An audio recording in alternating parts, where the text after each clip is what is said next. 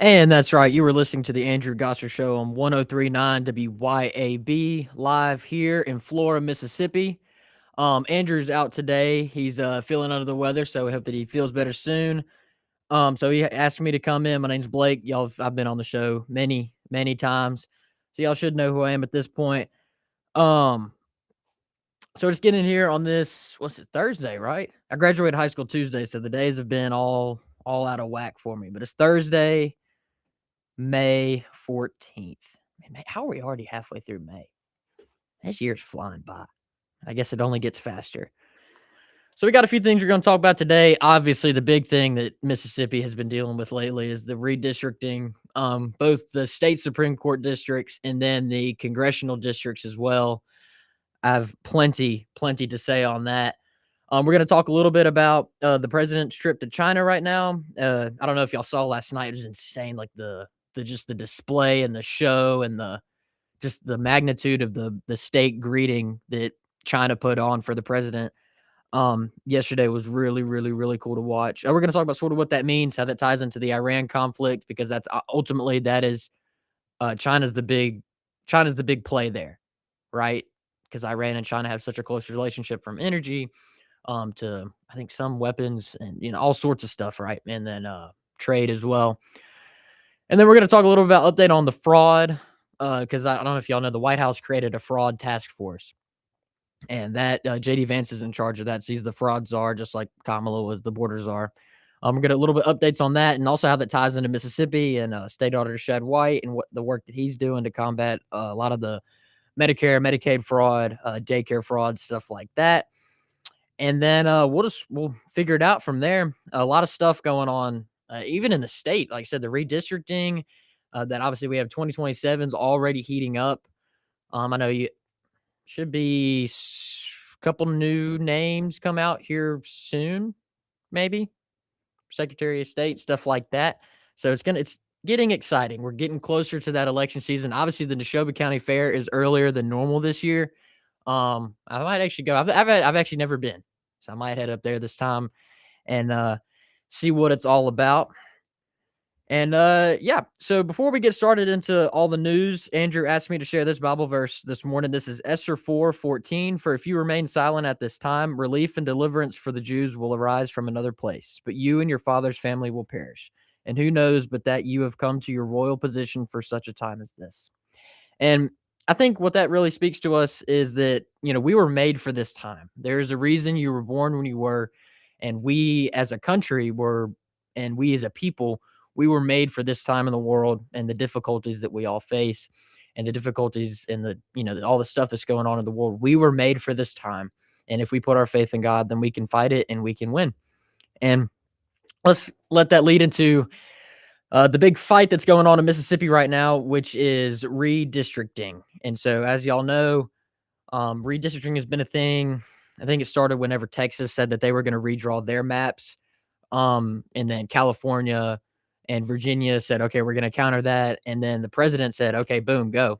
And Indiana, Missouri, they got some new maps going. As famously, the Indiana map, though, the state Senate in Indiana, they said that they weren't going to redistrict. And so the president and Turning Point, they went in and they said, okay, we're going to primary every single senator that opposed, Republican senator that opposed this. And I believe all but one got primaried out of office in their election last Tuesday.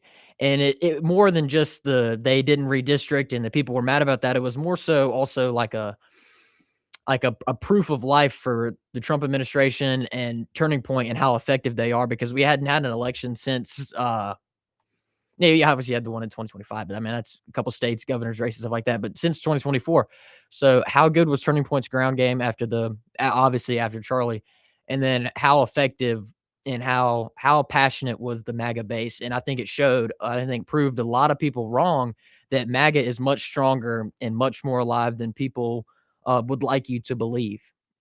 And so that's really what that showed. And now it's more of a thing. And every primary election, like the primary election we had this past Tuesday, I think it was West Virginia and Nebraska, the president's endorsement sweep. I mean, so MAGA is alive and a lot more powerful, I think, than a lot of people who are probably sick of the Donald Trump political project would have you believe. And now there's, all sorts of things like anyone that opposes redistricting, okay, we're just gonna Indiana your seat. And that's sort of the theme that I've been running with is like, if you're gonna oppose this, okay, we'll get you out of office, we'll get this figured out and we'll get it done because we need people who are gonna actually, be able to create real change and people who aren't scared to get off of the bench and go and fight for what they believe in and make sure that Mississippi is a state that leads, not a state that follows. That's something I say all the time anytime I come on here because I think it's important. And so the big thing that happened yesterday is Governor Reeves went on, I think it was Super Talk, and I think he worded it super weird, so it didn't really sound clear, but it said they were gonna cancel the special session to redraw the state's Supreme Court districts. And then he put out a tweet later clarifying that he still expects the state legislature to do it between now and the 2027 elections or session or whatever. And my thing is like, why wait? If you really believe that you expect them to do it between now and then, why wait? The Supreme Court ruled that racially based districts are unconstitutional, and everybody and their mother knows that District 2 in Mississippi that has Benny Thompson, one of the most notorious Democrats in the House of Representatives ever, probably, especially with all the work and the treason he did on the January 6th committee. Everyone knows that that district is racially based. I mean, they just go look in Madison County where I am right now. They split Madison County in half just between District 2 and District 3 based on race. Everyone knows that. And so it's unconstitutional to have that district. So go ahead, redraw the congressional districts, pick up a Republican seat, and get one of the most notorious Democrats out of Congress. I don't see why that's hard for people to understand, and I don't see why that's hard for people to think that is something that we need to do. Where in the world is the consequence of us doing that? I don't see one. And I think anyone that really says that there's an opposite, well, we need the primary election, it's unconstitutional. So I could not care less about some primary election if it's unconstitutional. I really don't. Go ahead, pick up a Republican seat and help save our republic. What do you think is going to happen to Democrats take over the House again? Seriously, it's going to be worse than Trump after the midterms and Trump's first term. It's just going to be impeachment after impeachment after impeachment. It's going to be investigation after investigation, House oversight, all this stuff, and nothing's going to get done. Nothing's going to get done. If you think that we have already had a tough time trying to get through Trump's agenda, whether it was the SAVE Act and don't even get me started on how tough it was to get the one big beautiful bill through. How much tougher it's going to be? It's not going to be tougher. It's going to be impossible to get Trump's agenda passed at all or codified in Congress at all if Democrats have if they have the House. It's just not going to happen. And instead, they're going to waste the time. They're going to take up the news cycle with all of these fake impeachments, and it's just going to be America's going to be back to where it was. It's going to be a stagnant country instead of actually getting stuff done. And that's what's at stake here. And I wish more people understood that. And this is not just an indictment of Mississippi. This is an indictment of South Carolina, Louisiana, Alabama. They all could have picked up more seats than they did. Tennessee's the only state so far, and Missouri and Florida that have actually done all that they could to make sure that we had the best map possible that actually reflected their state's values. And that's what happened. Tennessee understood it. Florida understood it. Missouri understood it. They did literally everything they could. But for whatever reason, Mississippi, Alabama, and South Carolina, and Louisiana, they just weren't having it. And I think it speaks to the weak culture that is sort of infested most of Republican politics, at least like your RNCs and your state parties. It's just they're afraid to ruffle the feathers, and that's sort of what makes Democrats so effective, in my opinion, is if they had the opportunity to pick up another seat, they would. And we saw that in Virginia, in California. In Virginia, I don't know if y'all saw the reason that got overturned by the state Supreme Court, the referendum to get rid of a bunch of Republican seats in Virginia, is because of the way that they worded the question on the ballot. And so I think that just shows that's the lengths that they're willing to go to make sure that they can win, is that they really manipulated the way a question appeared on a ballot so that, I mean, you'd feel like a horrible person if you didn't vote to get the referendum passed and get gerrymandering in Virginia. And I don't know why Republicans are so scared to win. That's really my biggest thing, is why in the world is this a thing that we're having to fight so hard for? And ultimately, I don't know when it's going to happen in Mississippi. Yeah, Governor Reeves said, it's going to happen. It should happen in the next, year or whatever. Dude, do it now. Clock is ticking. What good is it going to be? What good is it going to be if Benny Thompson gets another thing going? If he gets another term in the House and he gets to, be in charge of whatever committee they make. Like, imagine you're gonna have a speaker, Hakeem Jeffries, Timu Obama. You're gonna have him as the Speaker of the House, and they're gonna be sham impeachment after sham impeachment. You're gonna have more select committees like January 6th, and they're gonna be in charge of whatever hoax they got going for the Trump administration of the day. And that's what it's gonna be for 2 years. This frustrates me, and I know I've been talking a mile a minute since I got on the air. It really frustrates me, and I think it should frustrate everybody because this is not something that we need to back down. This isn't just another issue. This isn't like school chores. Like, this is something that you we really need to take advantage of while we can, and it's something that needed to be done yesterday. I mean, we cannot possibly claim to be conservatives or Republicans or whatever you want to call yourself and still let Benny Thompson represent, I put that in air quotes, represent this state in Washington, D.C. It's shameful.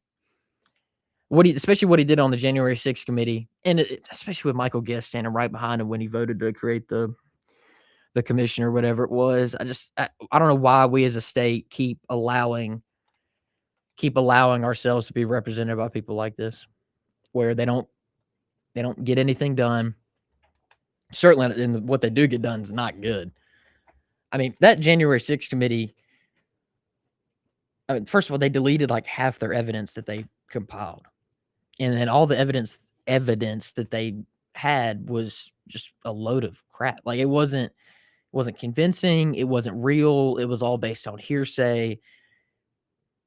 Like Cassidy Hutchinson, that former Trump aide who said that Trump tried to jump over the seats so that he could steer the car towards the Capitol on January 6th in his motorcade. Like, that's just ridiculous. And they expect to be able to tell you that at full face value, and you just sit there and say, "Oh my goodness. Oh my gosh.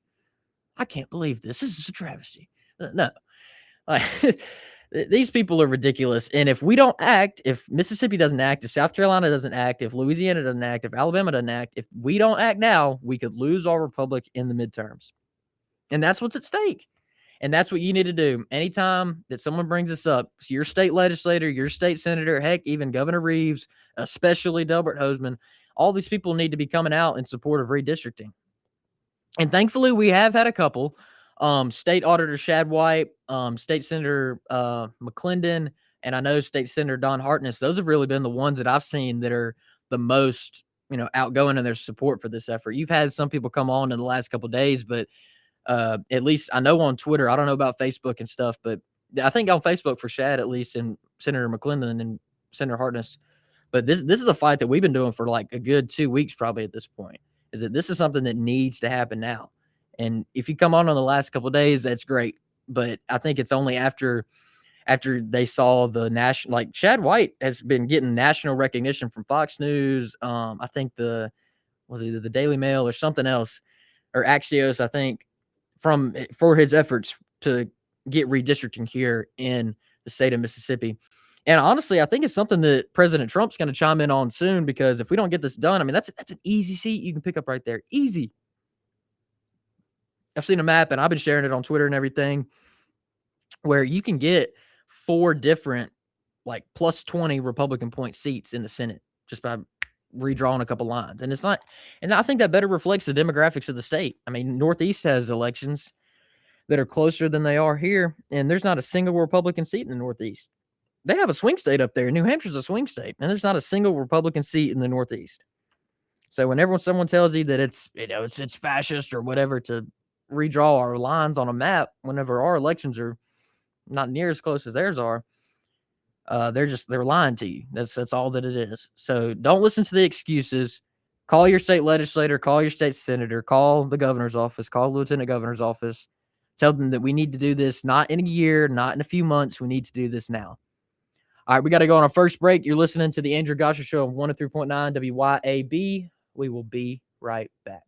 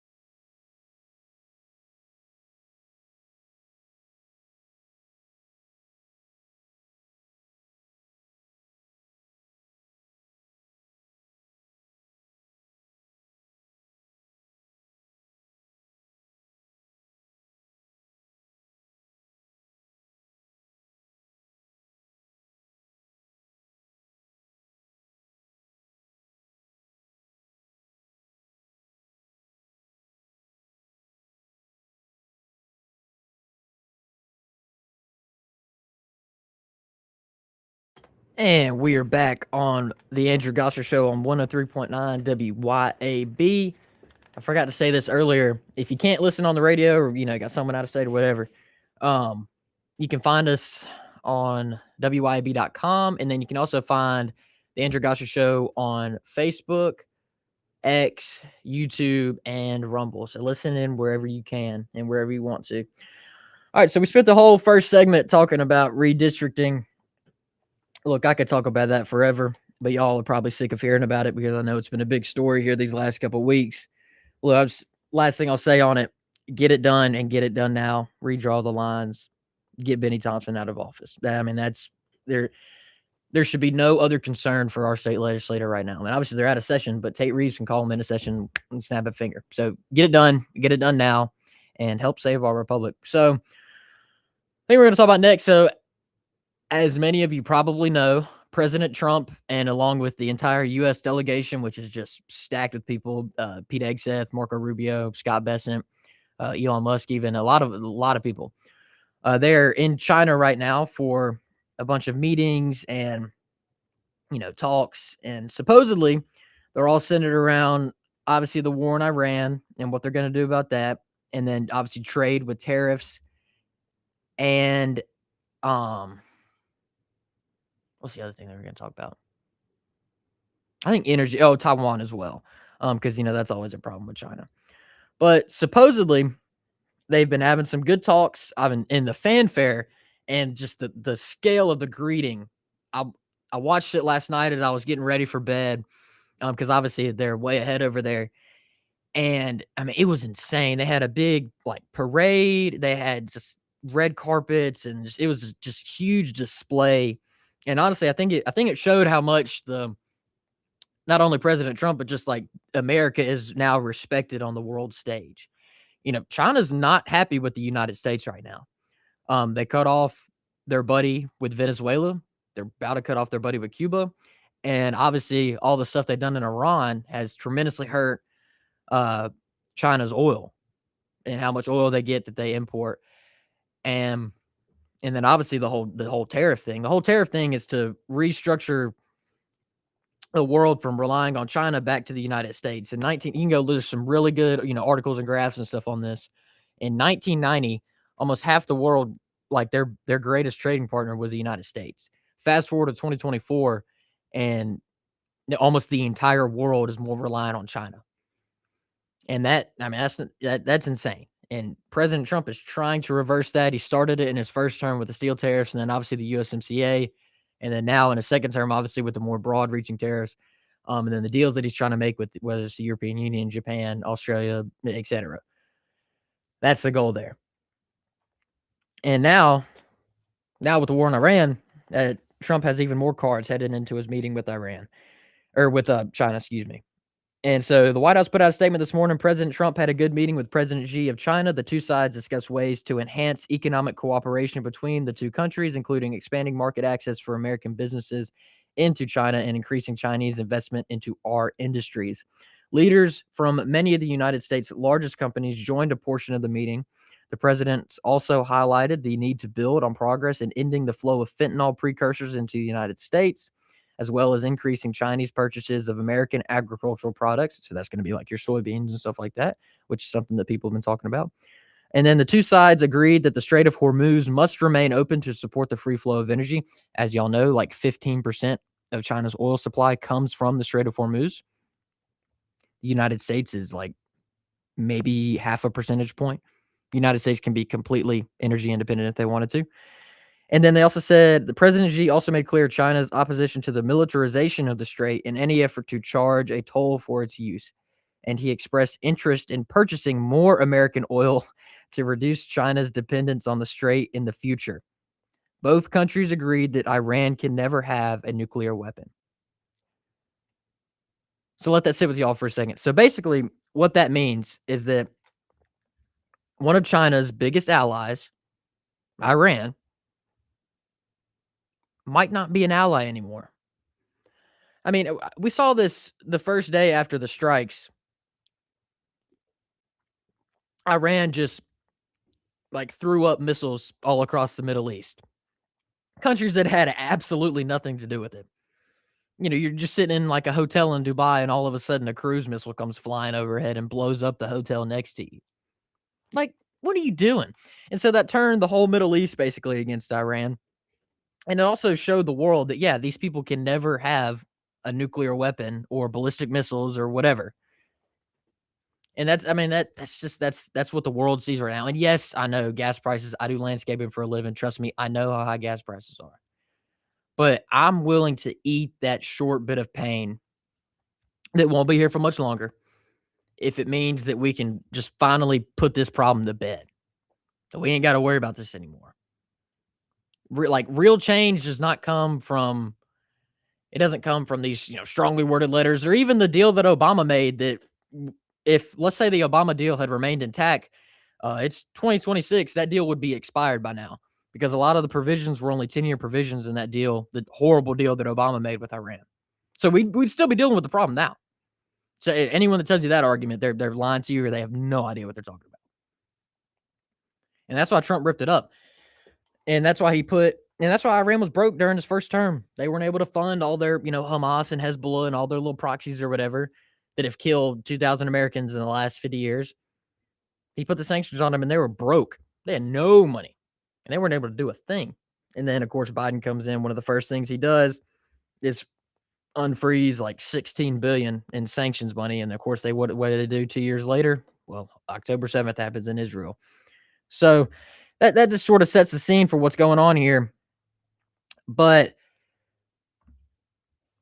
this meeting in China is so important, and I honestly, I really don't care about the trade. I think they're gonna sort that out later, and I think we have seen that the tariffs have actually been a lot more beneficial than people thought they were gonna be. Inflation hasn't been affected nearly as much. The only thing that's been bumping up inflation lately is gas prices, of course, right? I mean, energy, anything. If energy goes up, everything goes up because you have to move stuff or whatever. But once they get that figured out, that's not gonna be a problem. But the tariffs have only brought in money, they've brought in industry, and prices haven't really budged because of them.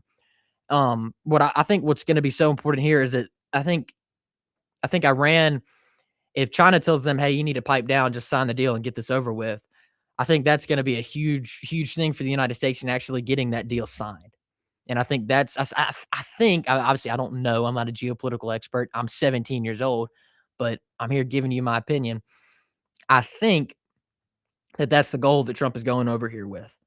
This meeting was supposed to happen in March, but obviously for obvious reasons in Iran, that didn't happen, and so it happened in May.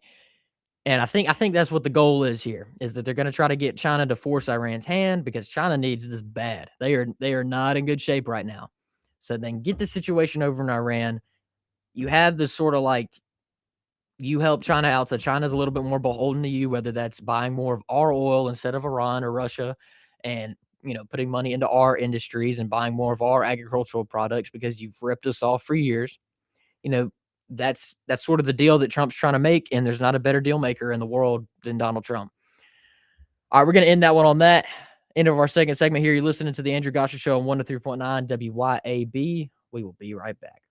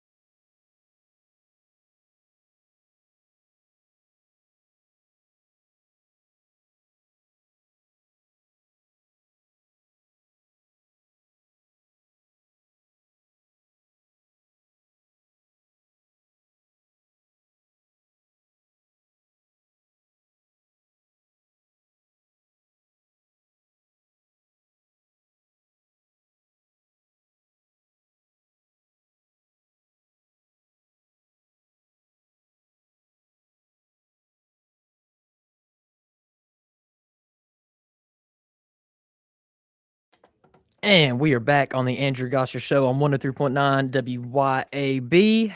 Almost done with this first hour here. Time's flying. So we've talked about President's trip to China.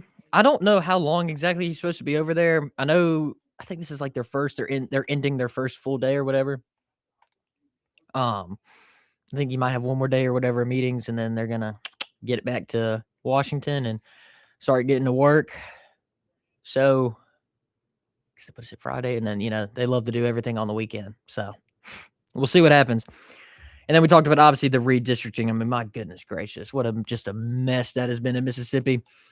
So I want to update y'all a little bit on obviously I feel like the year sort of started with the whole fraud stuff in Minnesota, and the stuff that Nick Shirley had found and, sort of put in the spotlight, and it went viral everywhere. And, a lot of people said that the White House was sort of like slow walking this stuff, and that's just not true. I think if you're gonna do stuff, do it the right way, and I think that's what they did. And a lot of this stuff, it takes time, especially if you're gonna do it right. And so the White House, I think it was last week, they created the fraud task force commission, and JD Vance is in charge of that, along with a bunch of other people, and they have already gotten to serious work. I think 2 months since they created the thing, but then last week they had their first official press conference. So JD Vance put out a thing yesterday saying it's been almost 2 months since President Trump took a bold step of officially forming the task force to eliminate fraud, and they have already uncovered tens of billions of dollars in defrauded taxpayer money. They've prosecuted dozens of fraudsters. We saw raids in Minnesota, we saw raids in California. Multiple arrests, stuff like that, all this sort of stuff. And stop billions in suspicious payments, and they're just getting started. So why is it taking the federal government until now to finally tackle fraud? And it's because now they're taking a new approach to it, right? You have this task force. This is something that people have talked about before, but the Trump administration is the only people actually delivering on it. And so one of the new policies that they've been doing is that you're not going to get your Medicare and your Medicaid funding unless you stop the fraud and you help report the fraud. And I honestly, I think that's a fantastic idea, because why in the world would we keep sending all this money to places like Minnesota, California, New York, whenever they're not going to do anything about the fraud that's already there? What would be the point of that? That's like pouring gasoline on a lit fire. And so help tackle the fraud, and you can get your money so that the money actually goes to the people that need it. No one's going to sit here and tell you that no one needs Medicare and Medicaid or whatever. Obviously, there's some people that actually need it. But all of these daycare centers that have no kids, all of these hospice centers that have no patients in them or don't do anything to help people, why is that a thing? I think I saw yesterday there was, I think, around 800 hospice centers that they had shut down. I think most of them were in California, but there was all across the country. Not a single one of them called back and said, "Hey, why'd y'all shut us down?" Not a single one. And that's because it's all fraud. It's all fraud. And that's sort of insane to think about. Yeah, I was eating lunch or whatever the other day, and I was starting to think about, I was trying to do the math in my head because it crossed my mind. I saw it on Twitter, and I was like, wait, so if they get, this many thousands of dollars a month, and how much is that a year? And then multiply that by 800, it's like, oh my gosh. How much money is that and that's just what they've uncovered in the last, couple months. Wait till they're like a year into this and they're really finding the stuff, whether it's the scam centers or all the stuff. Imagine what that's going to be like. That's insane to think about. And then you keep going down the rabbit hole of the thinking of it, and you're like, well, how much of our federal budget is this going to? Because everyone knows that the largest percentage of our federal budget, it's not the military, it's not, whatever. It's social benefits. It's Medicare, Medicaid, SNAPs, all that crap. Just being blunt. Because a lot of it it's not real. Obviously the big thing is, Trump's taking away the 10 million people's health care. All they did was put work requirements on this stuff. All they did. If you can work and you're not working, no, you're not going to get subsidized by the U.S. taxpayer that's already subsidized to their last breath. That's all they did was put a work requirement on it. And 10 million people are now off of Medicare, Medicaid, and SNAP. Are we serious? It just makes you wonder. It really just makes you wonder, especially how much the system was, taken advantage of during COVID and the PPP loans and all that stuff. It really makes how much of our budget.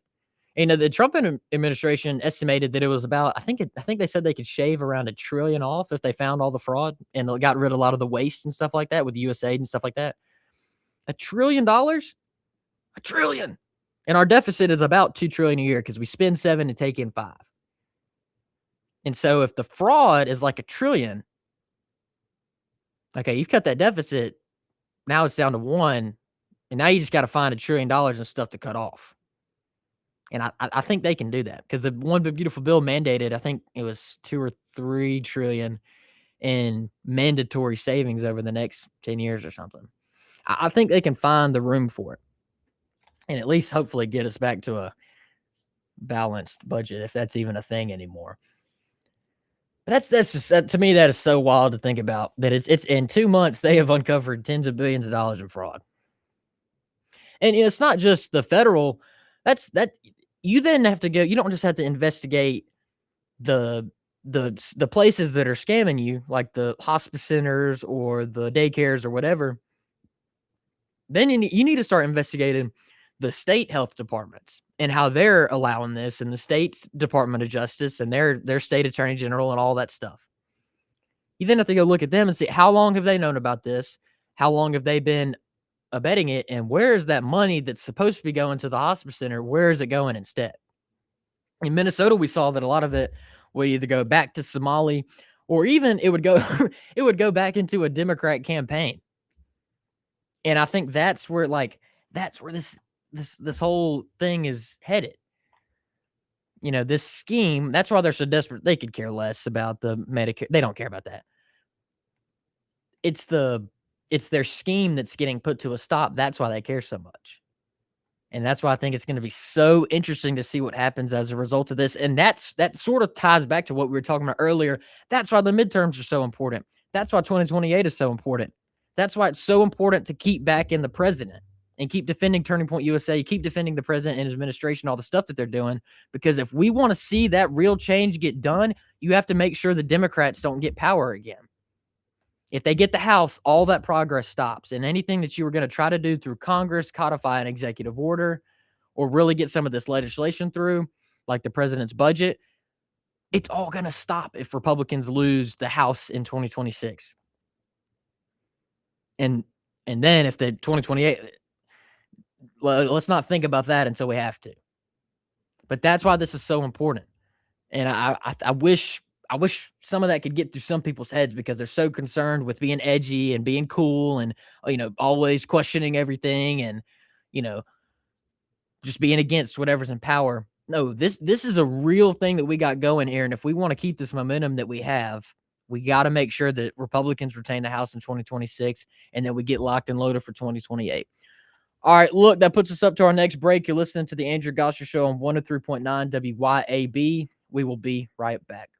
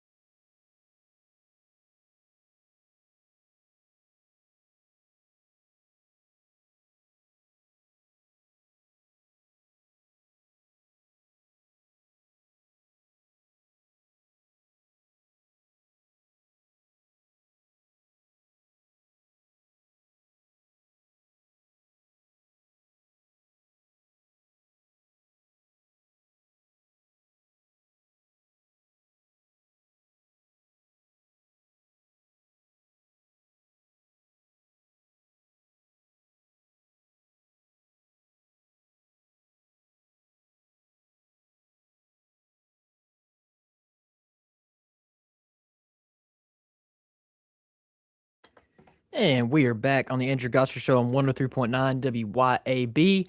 Almost done with this first hour. Time is flying on this Thursday afternoon. It's been a good week. It's been a good week. And it hasn't rained as much, so the lawn care route has not gotten backed up, and it's been pretty good. And I obviously graduated high school, so on to bigger and better things, as they say. Look, I wanted this. We have a little short segment here before the national thing has to take over at the turn of the hour, and then we'll be back for our second hour after that. The education numbers like across the country came out, and Mississippi once again increased their numbers, and I think that's just awesome. They call it the Mississippi Miracle, and the Mississippi Miracle keeps getting better every single day. All the time I hear it on whether it's Twitter or YouTube, just talking to people, just some insufferable people, really. And they're all, Mississippi is just all these dumb states. And then it's like, I'd show them the education numbers because they haven't looked at the education numbers probably since 2000, maybe 5. And, Mississippi's up there in like the top 15, the top 10 for some of this stuff. And it's really awesome to see. And part of me wonders how much better it could be if we had more education freedom in the state. But that's a topic for another day. But I wanted to highlight that for a little bit because look at our state, man. And I think that it's the result of you had like real conservative leadership and change in education. Empowering teachers a little bit more. I think it can be better, but empowering teachers a little bit. And I think this is what happens whenever Republicans go on offense and they actually try to go do stuff instead of just saying that we're against this. You know what I'm saying? Like instead of just being in opposition or something, they went on offense. Offense, not opposition. I think that's the sort of little catchphrase or whatever that we need to sort of, key in on a little bit. So, and that's been the result in. So, you can just look up new education rankings or whatever if you want to see what I'm talking about. And right there, to be key 2026 highlights include significant historic improvements in Mississippi, which has moved up in national rankings. That's awesome. And this is something we need to be proud of. And this is something, regardless of politics or whatever, this is something we need to be, be talking about. And we need to be, shouting from the rooftops that Mississippi's not this state that people can just dog on all the time. Mississippi reached a historic 16th in the national rankings based on the 2025 Kids Count data book. That's 2025. I think there's a new rankings that came out that Mississippi was a little bit higher. Yeah, it gained 10 seats for some of the stuff. Obviously, they average it out or whatever. But, this is awesome. And the fact that we keep improving on this, I think it is, like I said, a testament to what real conservative leadership and conservative leadership that goes on offense can do for us. Imagine if we can replicate something like that in, economics, like really start freeing up. If we can get like, I don't know how they would do this, but if we could get some sort of like economic, thing that was, specifically fixated on the Delta, like you bring the Delta back, man. That's so huge for the state. And obviously centered around agriculture because that's what it is. But, you got these towns like Greenwood and what's the couple ones up there? Port Gibson, stuff like that. All these places, man, that are just like ghost towns now. Shells of what they used to be. And I'm not saying they're bad towns. Obviously they're still great parts of it, but it's not what it used to be. And I think if we want to get that back, if you really want to start getting this state back into gear and to get it like moving up in those economic rankings and the poverty rankings and all that stuff, we need to figure that spot out because that is crucial to the success of this state. Because you got I-20, I-55 right there, and then obviously the Mississippi River and the Blues Highway, stuff like that. Like that is something that there is no excuse for that not to be a successful part of the state. None. And they started with some of this. You go up I-55 and see all the stuff going on near Grenada and Winona. They had the Milwaukee plant that they built there a few years ago, and stuff like that. Because those are good, high-paying jobs and industry that brings more people to Mississippi. And that doesn't necessarily mean like we need a bunch of transplants coming down here, but give something for the people that are there that desperately need it to do. Get them these real jobs so that, maybe a lot of these, I see these videos on YouTube all the time. Crap, how much time I got? Yeah, I got a little bit longer. Them talking about, you have a lot of like towns that they don't have necessarily like a grocery store. You might have like a Dollar General or something, but if you really want to get the best produce in there if you want to get some of the, a lot more options for these people, they need more than just Dollar General or Family Dollar, right? And I know we have more Dollar Generals than we know what to do with. But if we want to put like whether it's like a Ramey's or a Kroger or whatever in there, or something smaller, like a local grocery store, whatever it is, then you need to you need to get more people there, and you need to get more development there, and you need to get higher paying jobs there so that people can support it. And I think that's what people need to focus on. And I think a lot of that comes from if we can trim up our state budget so that we can make something like that happen without having to worry, without having to even contemplate like raising taxes somewhere or doing whatever. So I think that's what people need to be paying attention for. And I think these education numbers show that that is something that we can do, and there's no reason, no excuse not to do it. I mean, I've grown up at a time these last, 17 and a half years or whatever, where it's just been, Mississippi's just been bad in this or whatever. Like, we can change that, and there's no excuse for us not to. And I think that we should, it's not just something that our leaders should advocate for, it's something that they have to advocate for. And they shouldn't be in office if that's not the vision they have for Mississippi, where Mississippi goes on offense, where Mississippi, creates this real change, and where Mississippi is bringing industry, good industry, to the state. And if that's not what our elected officials have in mind, well, they can gladly step aside and let someone who does take the wheel. And I think that's what everyone's standard should be headed into 2027. Ask the real questions, see what these elected officials or candidates think about these certain issues, and make sure they give an honest answer. And then if they do get into office and they don't deliver on that, well, they had their shot. And that's really all that we can say. Look, we're wrapping up this first hour here. Thank y'all for tuning in. We'll be on for another hour. Want to thank Andrew here in this little middle part here for letting me come on. He's feeling sick today, but he let me come in and fill in for him. So we thank him for that. Always enjoy coming to do this. And like I said, just stay tuning in for the next hour, and we'll keep talking about all the stuff.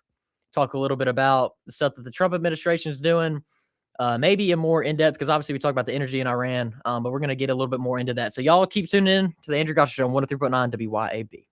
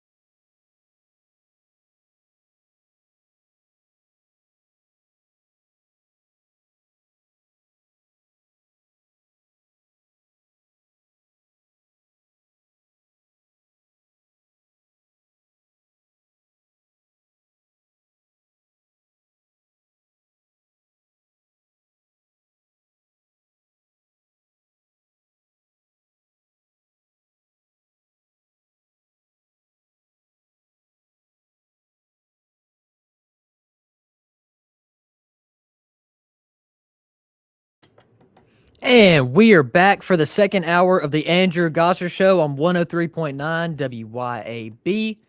If you weren't turning in for the first hour, my name is Blake Bartlam. I've been on the show several times. And Andrew was feeling sick today, so he asked me to come and fill in for him. And I said, absolutely. And so here we are on this beautiful Thursday afternoon here in Flora, Mississippi, talking about all the stuff that's going on. And boy, we had a lot to talk about. We talked about redistricting, which you might touch on even more. Just depends on, feels like stuff's happening every day with it. And we also talked about the president's trip to China and what that means. And then we also touched on the new education numbers that came out. And we talked about the Trump administration's crackdown on fraud as well. And I wanted to go a little bit deeper into the stuff with the fraud because the Trump administration is actually doing some good stuff like today on it. The vice president will be headed to Maine for his first fraud related trip. If this stuff's happening in Maine, y'all, I mean, just imagine what it's like in New York, California, and Minnesota. Like, and we have already seen, and maybe even places like Portland and, Oregon and Washington and stuff, the Washington state, that is. And we've already seen a lot of stuff in California and Minnesota get cracked down on. But if this is a problem in Maine, y'all, this has got to be a problem everywhere. And it's not just unique to Democrat states. And obviously, I think we can all recognize that it is worse in Democrat states. But even here, State Auditor Shad White has talked about how, there's probably millions of dollars of this stuff going on in Mississippi as well. And he can't do anything about that necessarily unless it's, the state taxpayer dollars. But, the attorney general and all that, like, we need to get the ball rolling on some of this stuff. I'm trying to go find the report where he talked about this. But, this is something that I think every state needs to look at. How much money can we start to save? Where is this money going? And who is allowing this to happen? And I think the much bigger question is, how long has it been going on? We talked about a little bit of the rabbit hole on it last hour, but how long has this been going on? How long have we let these subsidies be taken advantage of like this? And who did it start with? Who got this idea? All the stuff, right? And that's what the Trump administration is finally cracking down on. And they're the only administration that's doing something like this. And certainly the only administration making a big deal out of it. Conservatives all the time have talked about cracking down on fraud and all the stuff. They're actually doing it. And for whatever reason, it doesn't make the news. Like, it not in the way that you would think it would. And like, certainly all your right-wing podcasters or whatever, like your Nick Fuentes, your Tucker Carlson, all the stuff, they're not talking about it. This is something that they would champion if they really cared about it, like they claim that they do. But because it's the Trump administration, obviously they won't. And I think that's shameful. That's just ridiculous. There's so many things that the Trump administration is doing that just don't get talked about enough, in my opinion. And whether it's no one talks about the border anymore because they got it completely sealed. I think they've had almost a year straight of not a single illegal immigrant being released into the United States. Millions and millions of people poured across our border from 2021 to 2024. And now, not a single one has been released in the last year into the United States. That's tremendous. I mean, that issue alone, I think immigration was either number one or number two for most people in the 2024 election.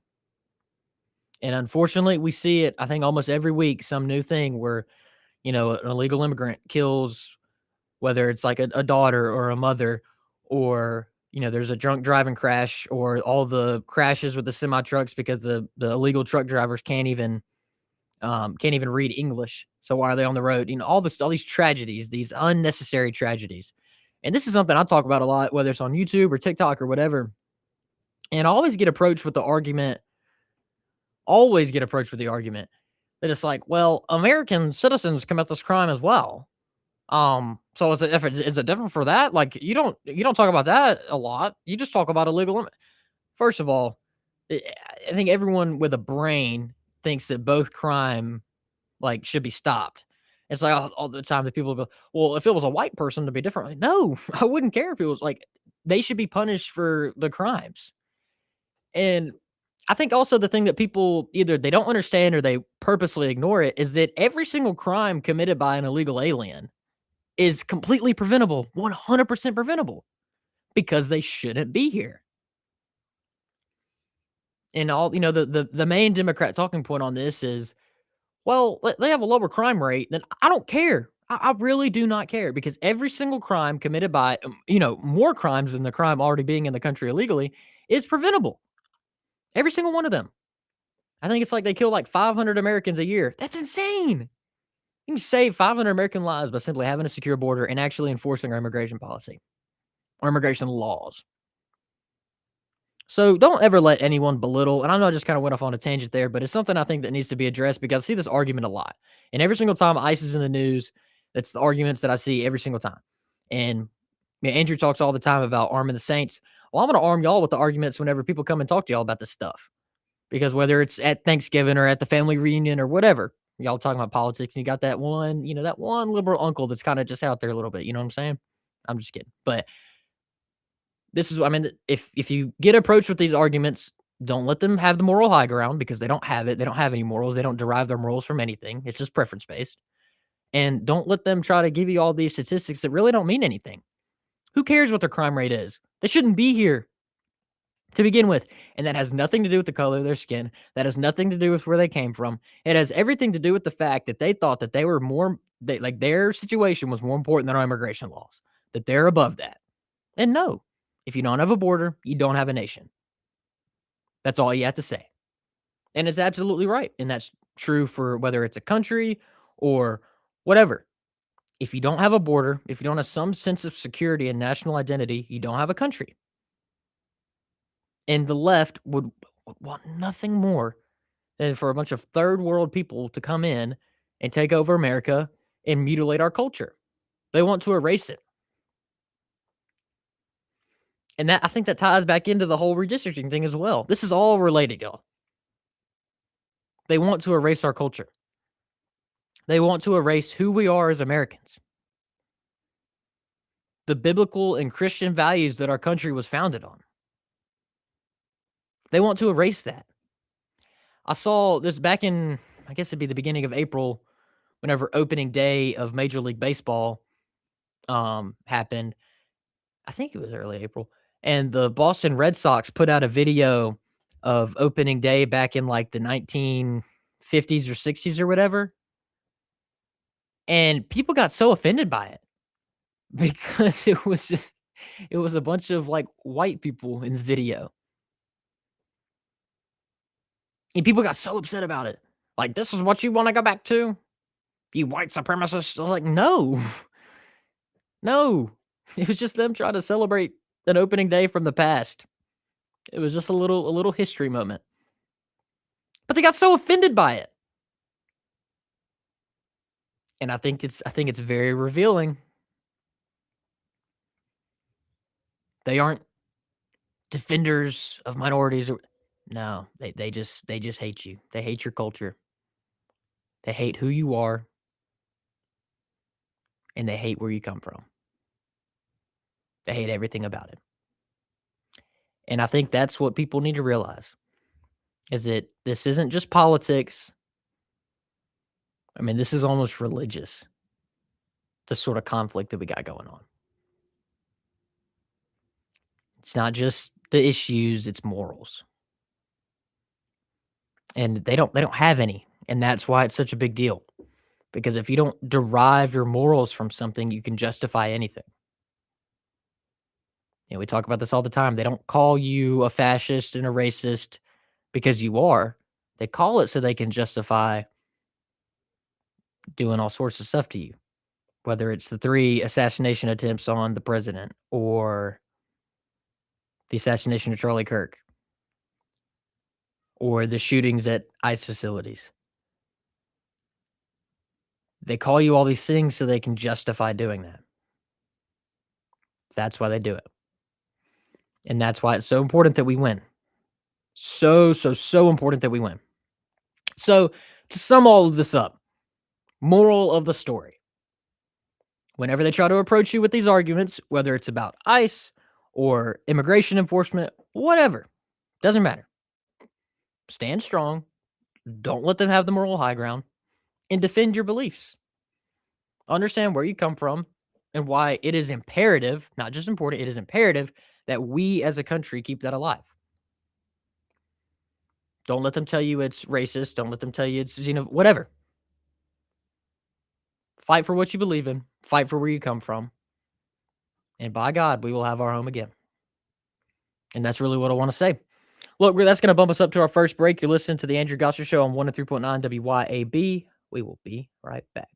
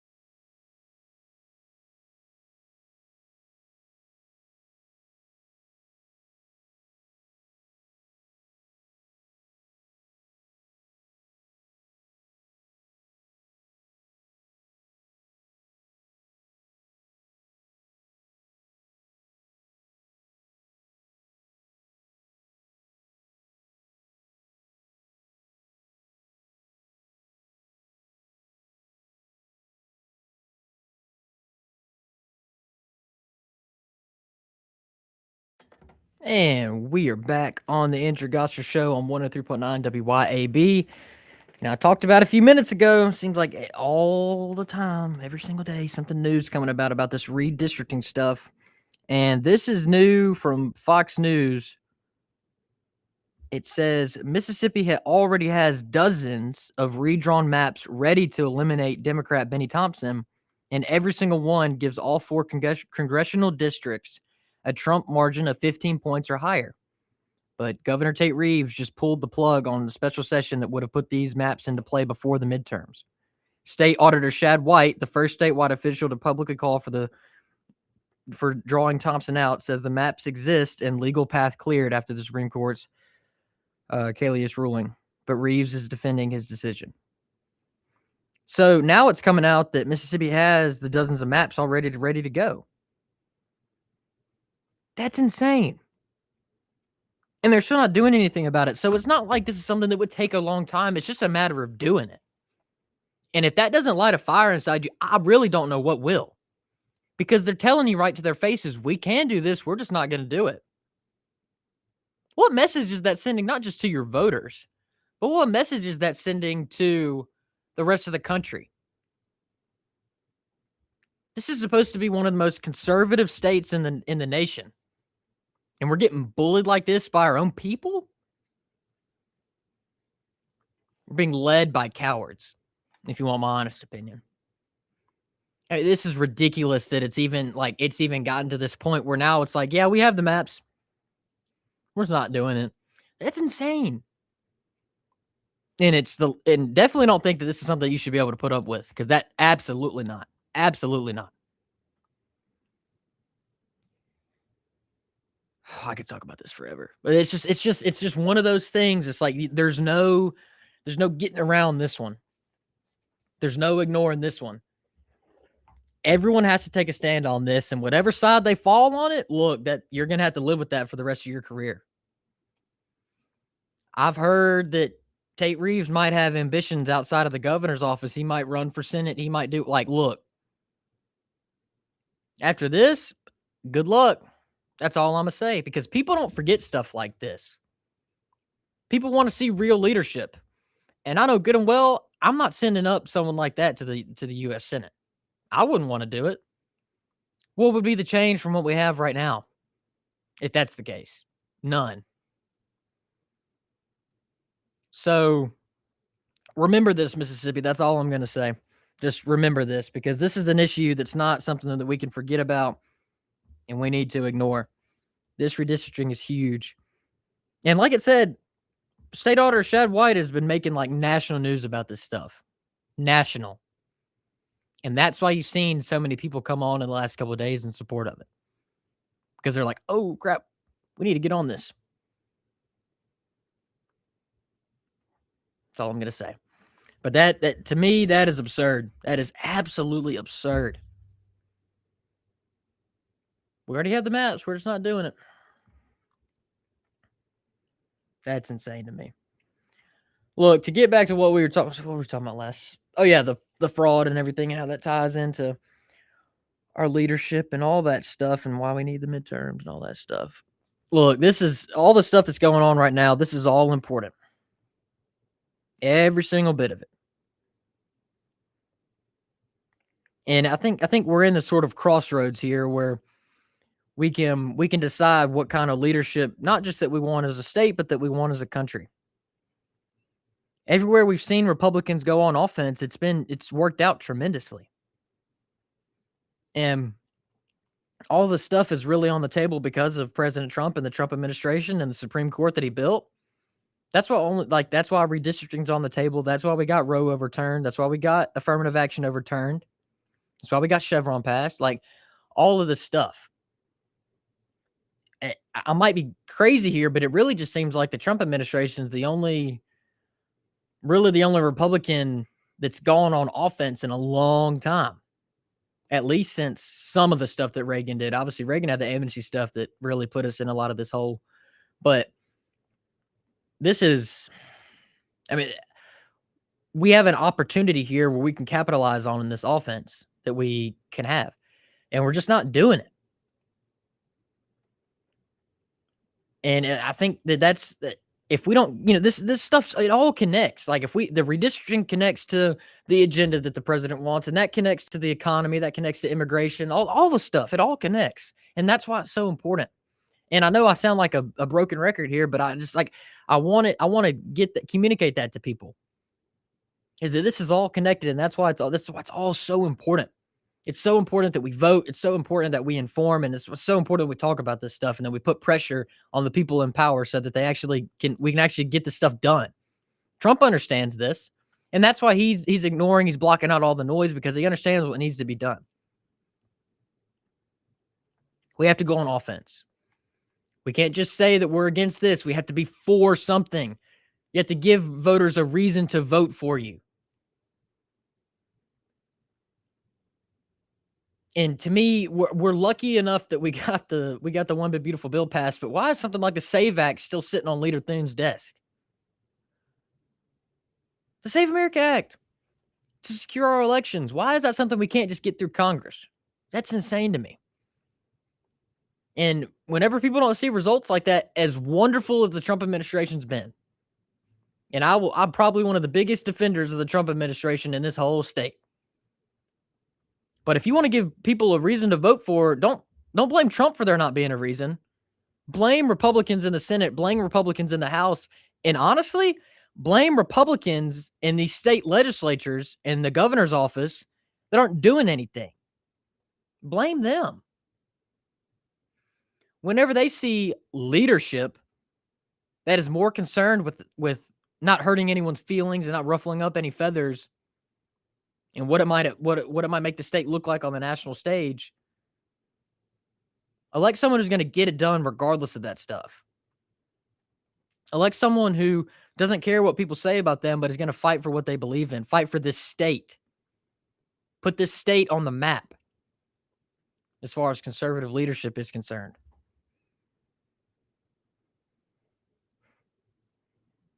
To me, it's ridiculous that we keep having to put up with this stuff.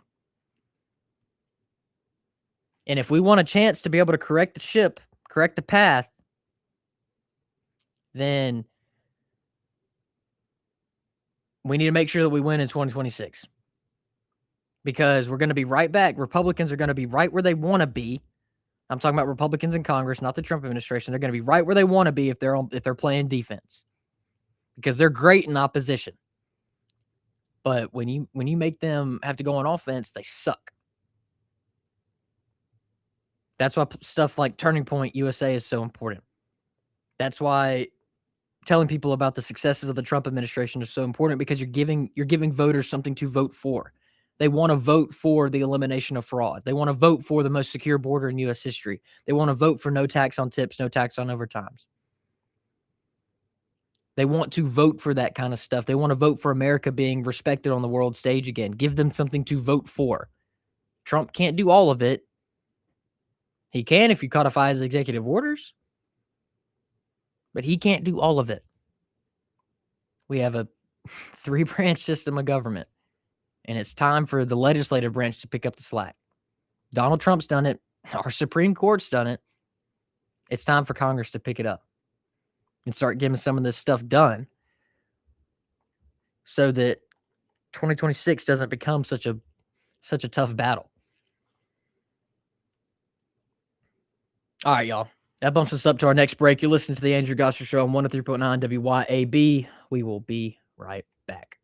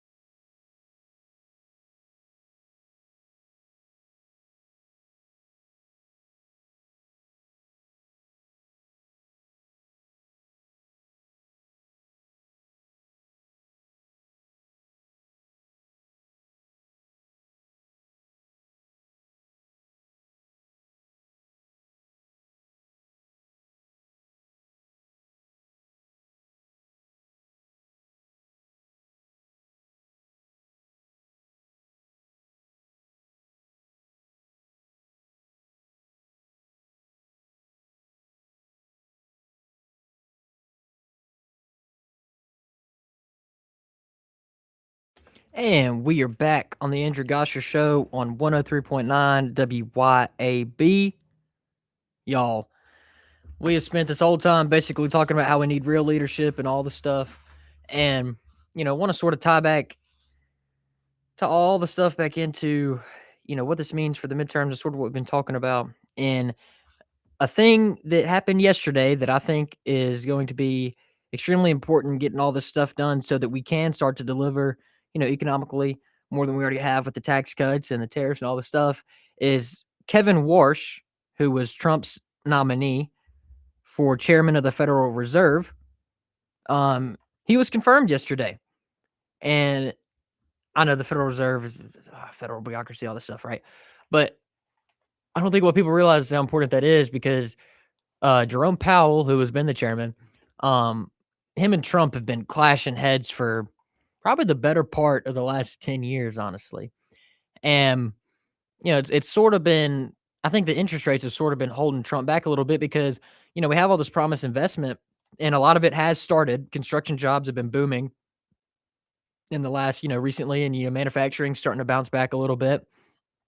And you have all the, you can go look at like the manufacturing output. You can go look at the trucking numbers. All this stuff is pointing towards a resurgence in manufacturing in America and building.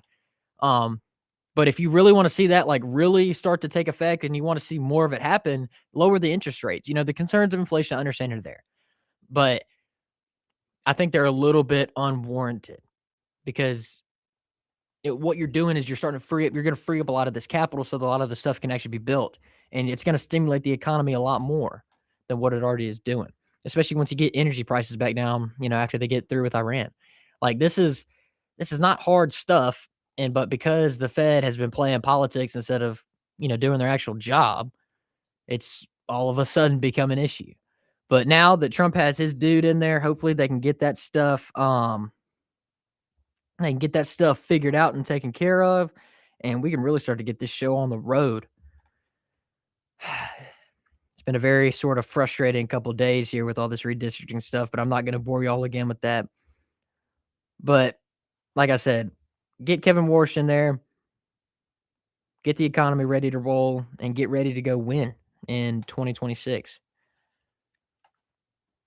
And y'all, I'm refreshing my Twitter feed here, looking at all the stuff going on with the big story from Fox this morning about how Mississippi already has the dozens of redrawn maps. And people are not happy about this, and rightfully so.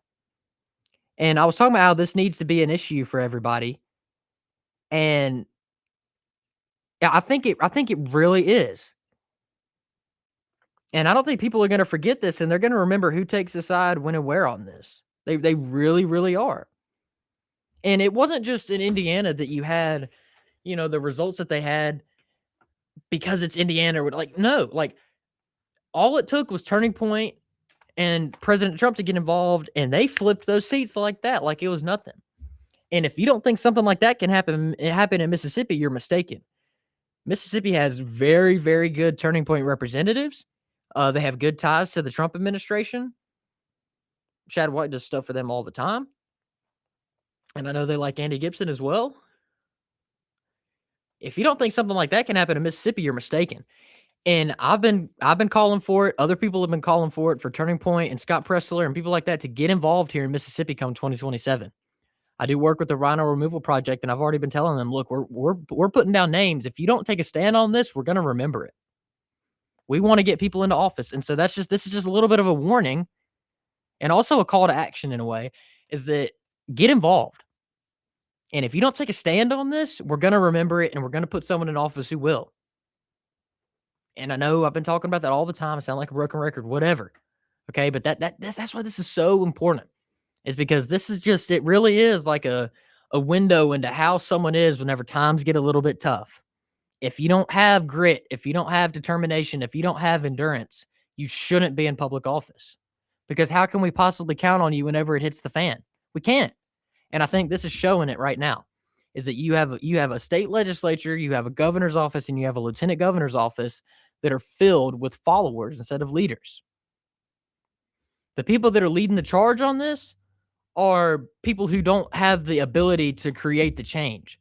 State Senator McClendon, State Senator Hartness, They can only do so much, but if they're not in session, they can't do anything about it. And they've done a great job on social media doing everything they can. Shad White done another fantastic job calling this stuff out, getting it on the national news networks and attention. But he can't do anything. He's a state auditor. And now you have Commissioner Gibson. So more people are starting to come on in support of this thing. But Tate Reeves is the only one that can call the session. And if Delbert Hosemann doesn't want to get it done, it's not happening. And you could clip that sound up and say, if Delbert Hosemann doesn't want it, it's not happening. And it can apply it to so many things. Just thought that was funny. But that's the state that we're in right now. But make no mistake about it, we're putting down names. We're going to remember who fought for this and who didn't. But I'm telling you y'all, if I'm Tate Reeves and if I'm Delbert Hosemann and I'm looking at this and I'm looking at social media, this is really, I would be really concerned right now because people are not happy about this at all. Not one bit. And it's kind of wild to see. Wild stuff here. And like I said, it's not going to be hard to get Turning Point and the Trump administration involved here. It's really not because they're the biggest ones pushing it. They want this stuff done. And just watch. If President Trump puts out a statement calling for this to happen, I guarantee you Tate Reeves is going to change his tune to be a lot more forceful than it is right now. And as awesome as it'd be if he finally would be able to call a session because of that, it shows how little fortitude he has. He doesn't have the leadership qualities that we would expect. And honestly, I've been a much bigger fan of Tate Reeves' the second term than I was his first term. Stuff, more education freedom, fighting Delbert a little bit more than he had been, and then the tax cuts and the economic development. I think a lot of it, most of it, not all of it, has been good. But this, come on, man. Come on.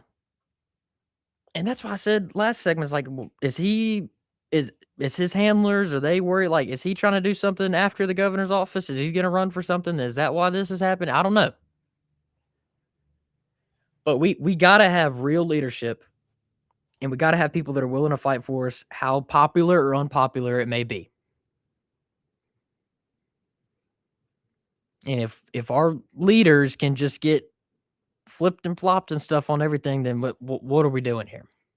Nothing can get done, and we don't know what's real. And that's why that's such a big problem. All right, y'all. We're going to our last big break. You're listening to the Andrew Gosser Show on 103.9 WYAB. We will be right back.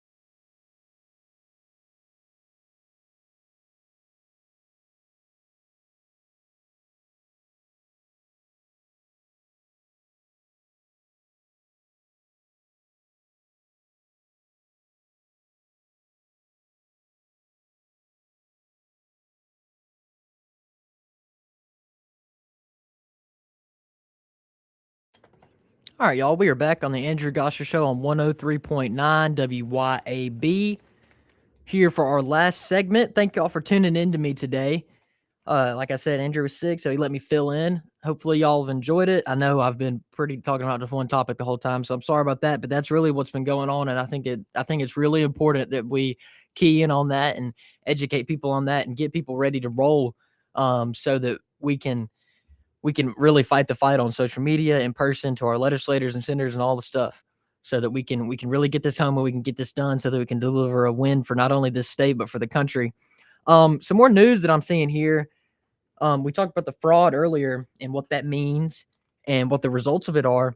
So the Minnesota House, so that is the Minnesota State Legislature, they have a fraud committee, and they released their 84-page final report accusing Tim Walz, so the former vice president candidate, Tim Walz, of enabling a culture of tolerance that let fraudsters steal an estimated $9 billion in Medicaid and $300 million in meal programs. The report says the administration ignored and consciously downplayed years of whistleblower warnings while prioritizing compassion over compliance. Democrats on the committee blocked a subpoena of Representative Ilhan Omar over her alleged ties to convicted fraudsters. So, just to put that into perspective, that is a Democrat state legislature that just released this report on how much fraud there was that Tim Walz and his administration ignored. And I wonder how much they benefit from this fraud. They weren't able to get Ilhan Omar in there, but I really wonder how much connection she has to it as well. And I just think it's insane that, like, all of this was going on right under our noses, and it only got put into the spotlight because an independent journalist went and shined the light on it. And then the Trump administration got wind of it and they acted on it. It's wild to me that no one was really doing a whole lot about this, and let alone talking about it and how important it really is. And the report alleges that Governor Walz created a culture that enabled fraud by failing to hold officials accountable despite years of credible whistleblower reports and audits. And if you think that they wouldn't replicate something like that on a national level, well, you haven't been paying attention, because they did. The entire Democrat platform is a culture of fraud. It is a culture of, like it said, compassion over compliance, suicidal empathy. That's something that I hear people talk about all the time, where you're so empathetic that you wind up destroying your society because of it. That's where stuff like cashless bail comes from.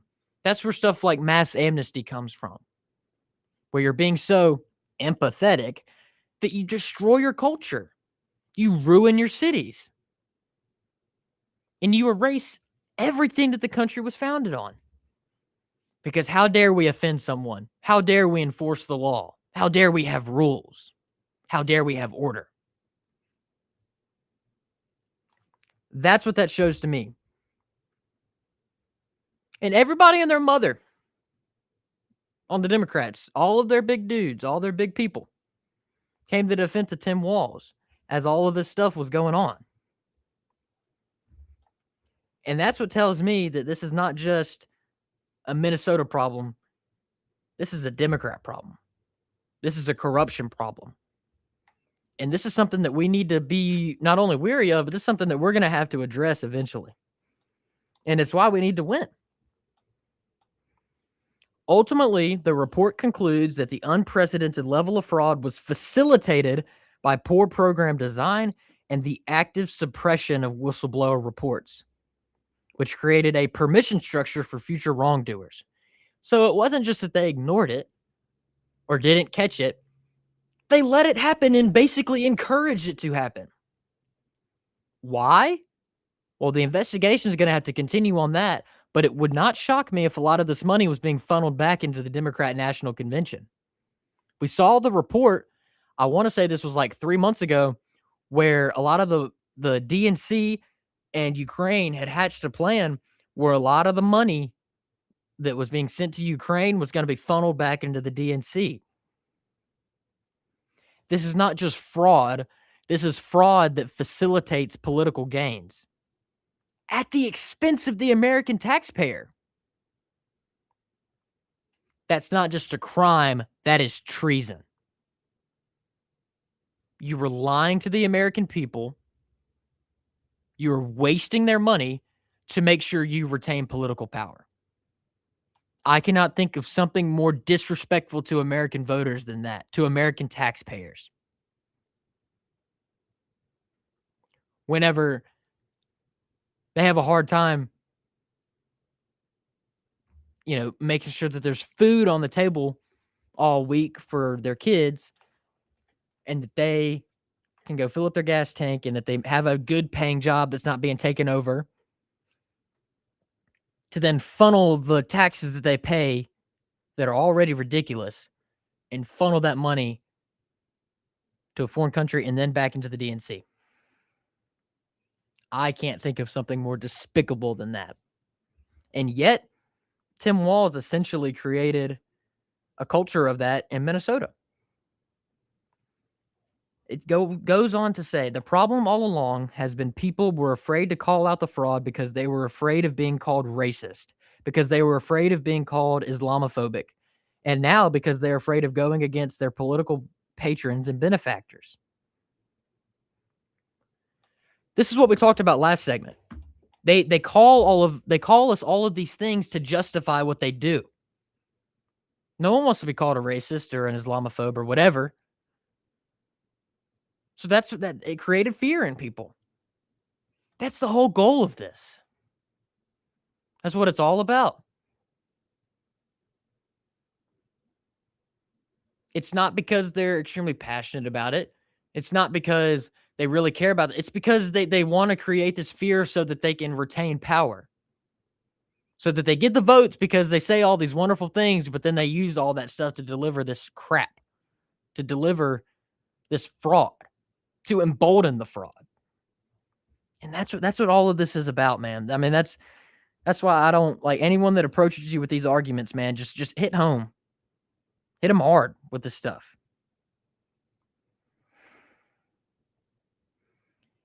So Robbins, State Legislature Robbins in Minnesota, she went on to say that despite the Democratic opposition, she says that the work is still there.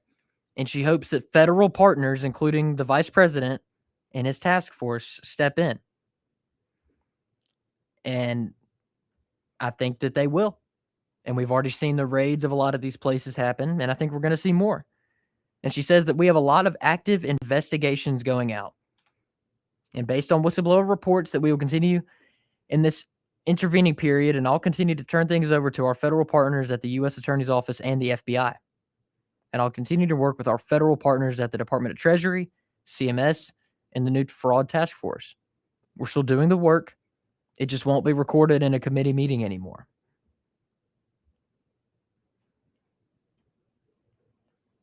If they can do it in Minnesota, if they can find this stuff and we can get it done in Minnesota, it can be done at a national scale and a national level. Get this done. Save the American taxpayer money, end the fraud, and win.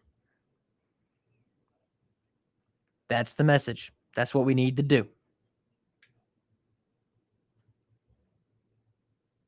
And I think just like the redistricting, people need to take a stand on this stuff. This is an important thing that goes beyond just our, the issues like the border or whatever. Like, this is like real deal stuff. If we don't get this fraud under control, and we're going to go bankrupt as a nation, and all of our money is just going to be wasted. That's what's so important about this. And thankfully, we finally have a president that understands that understands how important this is. And that's why he put his number 2 guy, J.D. Vance, in charge. J.D. is not an elitist. He is someone who grew up in an environment where money, it was paycheck to paycheck in that household. Someone who's built a business. That's JD Vance. And now JD Vance is doing what he wishes was done all along. And that's protecting the American taxpayer, protecting the American people, and delivering for them. Y'all, it's been a fun couple hours. Thank y'all for listening in. Hope y'all have an amazing rest of your day. Keep calling people out. Keep fighting for what you believe in. And keep trying to make this state great again. We can do it. I know we can do it. And it happens when we all work together to defend the Christian values that this nation was founded on. And it happens whenever we decide that we're going to put real leaders in charge, not followers. So thank you all for listening in. God bless all of you. Hope you all have a wonderful, wonderful rest of your day. Thank y'all.